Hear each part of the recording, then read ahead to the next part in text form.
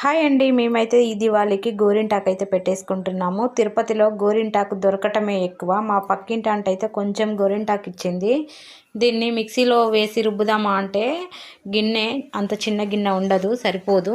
కాబట్టి దీన్ని అయితే రోల్లో వేసి రుబ్బుతున్నాను. తిరుపతిలో గోరింటాకు దొరకటమే ఎక్కువ అంటే ఎక్కువ దొరికింది తక్కువ దొరికింది అని ఆలోచించొద్దు, దొరకడమే బంగారం.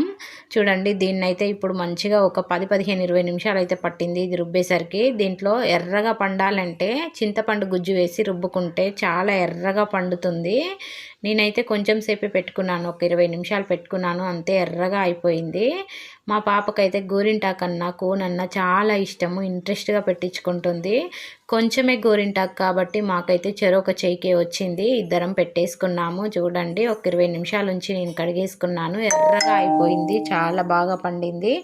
గోరింటాకు కడుక్కున్న వెంటనే మనమైతే చేతికి కొబ్బరి నూనె అప్లై చేసుకుంటే ఇంకా ఎర్రగా పండుతుంది.